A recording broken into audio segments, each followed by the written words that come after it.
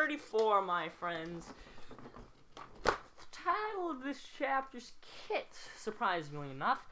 So let's take a little gander at chapter 34, Kit. That completely disoriented me, taking my glasses off. Alright. Kit.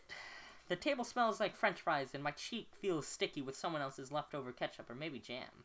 Better not to know. I lift my head, take a paper napkin from the dispenser, and dry my drenched face with the little dignity I can still muster. Who knew you could hit rock bottom twice in one day? I'm sorry, I whisper. Oh, sorry. I'm sorry, I whisper.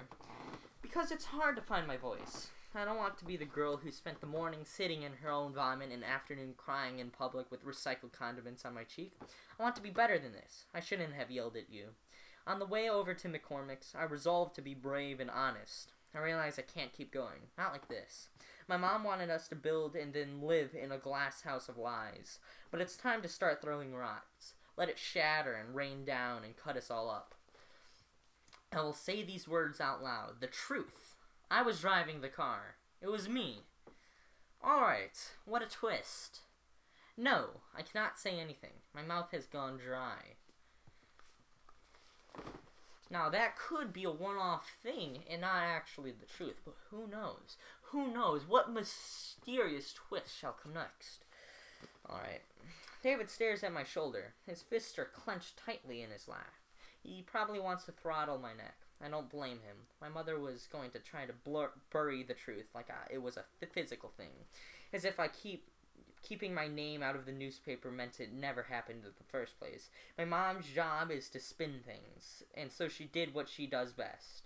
10 minutes after a doctor told us my dad had died, she was in action, like the covert superhero I always knew she could be. Mandip Lowell to the rescue, spinning what had happened into something more easily digestible.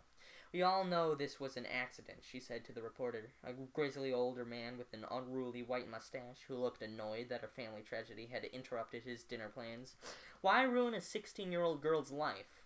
As if my life hadn't been ruined, as if if reality turned on what people read over breakfast the next morning with their coffee. Let's just leave her out of this, she said, and I stood next to her, totally numb. It never once occurred to me to speak up and object. I'm not asking you to lie, she said. I'd never do that. Just keep it vague enough to let people come to their own conclusions. The next morning, a picture of the accident scene graced the front page of the Daily Courier, and the reporter did exactly as my mother suggested. No mention was made of a second passenger. Anyone who read the article came to the natural conclusion that my father was driving. My mother and I did nothing to correct this wrong impression. One more verbal sleight of hand. Poof, just like that. I was never in the car. My involvement almost completely erased. There was no follow-up, no additional questioning, just my name on an accident report buried in the bowels of the police station. Apparently people die in car accidents all the time. My mom said, Dad would have wanted to protect you. I believed her because I wanted to. But we should have started clean, when the whole thing is not sugar-coated with euphemisms like accident, when my mom doesn't pat my back and say, it wasn't your fault, when she doesn't spin the truth. There are words for what I did, for vehicular manslaughter. Alright, so I guess it makes sense why she's been so philosophical. It's because she was in the car while it happened. That makes more sense. Alright, I'll give the book a +1. +1, everybody. You couldn't see it coming, I don't think, unless the mother said it wasn't your fault somewhere in there. Then maybe you could have predicted it, but who knows. I don't understand what's happening here, David says. I knew he wasn't driving. I stopped because the tears are getting in the way. I want to do this right, but I'm not naive. Words are not things that can be handed over, simply passed from person to person and let go. They are a string. You're still left holding one end in your hands. There's something I didn't tell you. David can be trusted. He can keep my secrets. He'll help make it better. Hold up the other end. Maybe this is what I wanted all along when I started the accident project.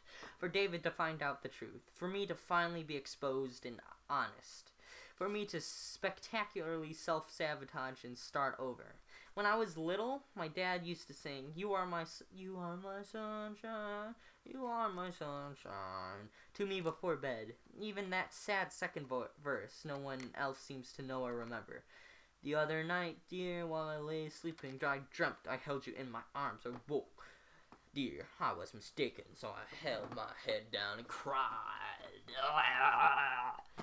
The song echoes in my head, and in his voice, and it makes me think about David's theory of consciousness. Maybe my dad lives on in something as intangible as song lyrics. Maybe my dad can be with me when I need him.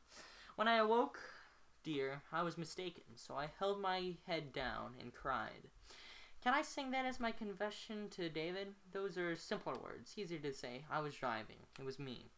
I get it, David says before I have the chance to explain myself. Of course, how could I have missed it? I am a dumb arse. You were driving. The words came out with enthusiasm, like he's just aced the SATs. Emphasis cheerily on the you. He is smiling and his volume is too loud. This is nothing like those other times when David's honesty felt good and refreshing. Air underwater. This time it's sharp and cold and precise, like being stabbed, and he whips my dad's singing right out of my ears. People at the other tables can hear us. I'm sure of it. I need him to stop talking. I need to undo whatever it is I started. The world begins to spin, and his voice morphs from handsome to cruel. I fold over myself. You were driving, right? Your dad was the passenger. It all makes sense. You were exactly 64 inches tall. I can't believe I didn't think of it until now. He sounds perversely excited, like this is for the win column, like I should high-five him in celebration. Yay, David, you figured it out. I killed my dad. Please stop. Let's not. I'm begging him. I can't do this. I can't. Not here. Not like this. With his maniacal grin and booming, self-congratulatory voice. I understand my mother's lies. The truth is too ugly. I want to put her string back in my pocket. What was I thinking? Help me, Dad. I was mistaken. I was mistaken. I want David to tell me that nothing could have done to stop the car in time. I wanted David to exonerate me. I did not want this. I don't understand why you lied to me, Kit, David says, and then his face morphs again. Now he sounds accusatory. There's no warmth to be found, not even a sliver of compassion or humanity. He's Hannibal Lecter, sitting down to an ice cream bowl full of my insides. Please stop. But my words are lost at the Formica table. I cannot lift my head. The tears flood my face, but I'm not crying anymore. I am what happens after crying. So I held my head down and cried. Where are you, Dad? Where did you go? I can't hear his voice. It's gone. How could you, Kit? David demands, as if this has anything to do with him. David, you're like everyone else. A liar. You were driving that night. It was you. You lied, David shouts, and then, like in a horror movie, because that's what this has become, my very worst nightmare. Everything goes quiet. Someone drops their fork. I can hear an audible gasp. I had stupidly expected a soft landing, not free fall. I was wrong yet again, because of course I haven't yet hit bottom. Who says hit bottom? You say hit rock bottom. Here it is, even colder, darker, lonelier than you'd expect. I was mistaken. I turned my head, and that's when I noticed Gabriel and Willow in a booth right next to us, eating pancakes covered in whipped cream. The kind of food-happy, simple people go to get to eat. They've heard every single word. Oh boy, what a twist! What's gonna happen next time? Find out on a reading of What to Say Next. Oh my god, I should not. This is a serious part in the book.